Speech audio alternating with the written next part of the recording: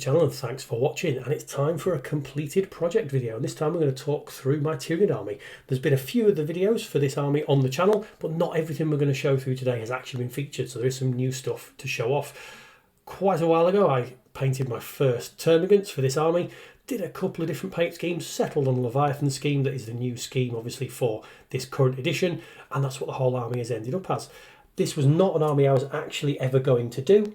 Really, I bought the box set for Leviathan. I was going to do the Space Marines, get the rule book, that kind of thing, and then really just sell the Tyranids off. But the models are so nice that I decided, right, I'm actually going to paint the army up. So yeah, here we are. Now, it started off with the termagants. A good way of starting any kind of army really is to practice by painting a few of the troops, get your techniques down, get your colour scheme down, and then advance into the more sort of interesting models.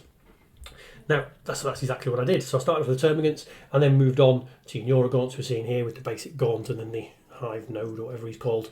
And what I like about these models is it is a progression. So you take the termagants, there's a little bit more detail on these guys here. Not a lot, they're very, very similar, just with, you could, if you wanted, do the little symbiote on the back in different colour. I chose not to. But then you move on to the node beast and you've got the kind of brain thing in the back there, just to add a little bit more visual difference.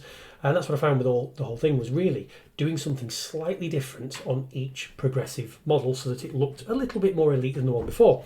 So the Barb Gaunts, again, lovely models, a little bit more interest to do, but still following the basic colour scheme. So if you've watched the videos, hopefully you have, of how I've painted my Tyranids, you'll know that it's a fairly quick and easy scheme. So, a good solid base spray of the desert yellow, then a couple of dry brushing layers before a wash, and then it's going on to contrast paint. So it is a contrast paint scheme, and with the termagants it was that exact process, and going up the models again to this one it's the same. So nothing more than dry brushing really, and what people now call slap chop technique using contrast paint. So we did that with these first few units, and then really started adding some difference in when we got to the Von Ryan Leapers.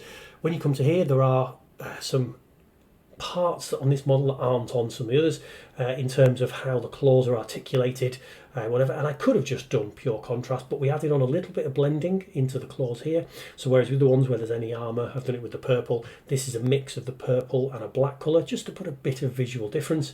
But again, not too much more complicated than the other schemes. But again, I really like these models. These are fantastic, and to be honest, it was seeing the Von Ryan Leapers that made me go, no, I am going to do this Tyranid army. So that was a bit of fun.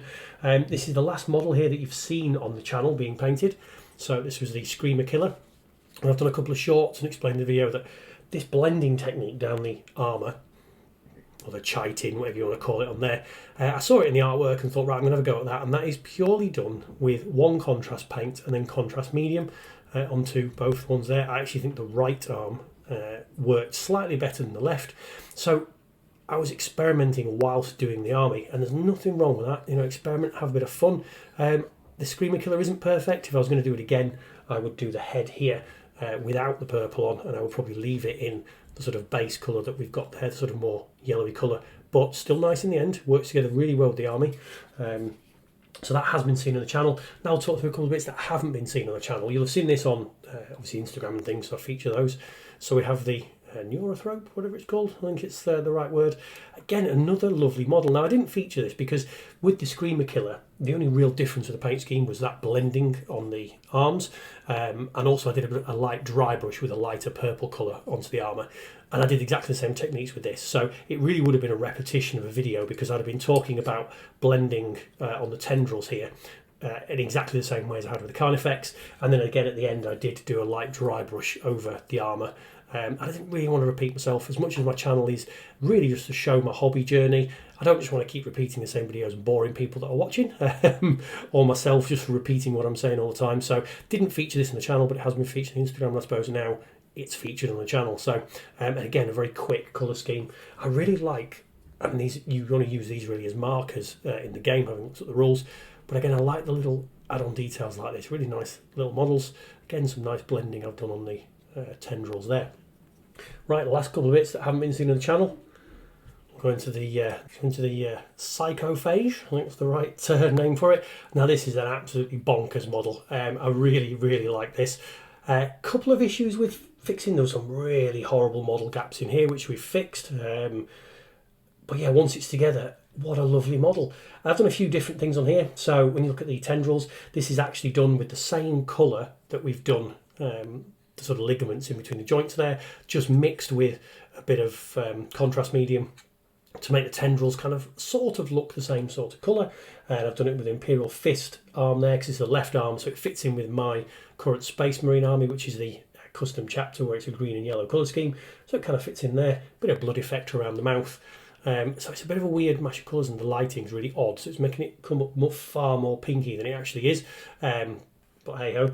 Now the back here, I didn't want it to have it the exact same colour as the basic sort of skin colour.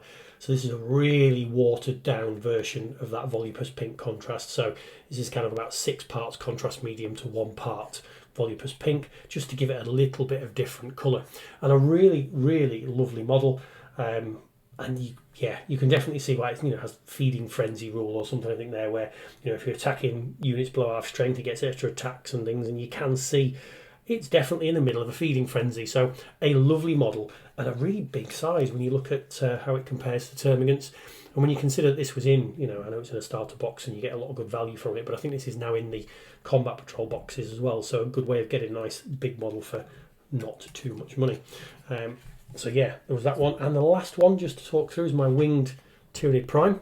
Again, followed exactly the same painting guide as I did really for the Termagants. So there's not a whole lot of different techniques in here, other than when we've come to the like the horn here and into the armour panel, it's just putting the purple on while the grey is still wet so that it blends together on there. We have dry brushed purple, a lighter purple on the top to give it more detail, and that really is because when you come to these bigger armour panel sections, whilst the contrast paint does a really good job of highlighting smaller armour panels, you can see here it looks like we've done some dry brush and highlighting, but we haven't. When you get to these big sections, I find the contrast paint just isn't quite good enough at making it pop. So a gentle dry brush over the top of there was something different than we've done to the Termagants. And then on the wings here, again, you can probably tell it's the same Volupus pink as in all the the joining areas in between, but it's just watered down a little bit. So it gives the same sort of colour, but are slightly different on the wings. So I'm really kind of happy with how that looks as well. So that's really just a bit of a chat through the army. Yeah, I'm not going to tell you anything you don't know probably already about Tyranids, but this channel's all about tracking my sort of hobby progress, and I said whenever I finish a project I'm going to just sort of show it off a little bit. So here it is. I don't think that these Tyranids are going to stay in my possession. Really, I wasn't ever going to do them, I was just going to sell them off, but I said I actually love the models and really just fancied painting them and testing out a few different techniques with contrast paints, and just really pushing myself out of the comfort zone of Nurgle and Space Marines, which I've been in for quite a while. So yeah, it was a good fun little project. I'm really happy with it, and yeah, I hope you enjoyed the little talk through, and if you did, like, comment, subscribe, all that YouTube jazz, and hopefully I will see you on another video.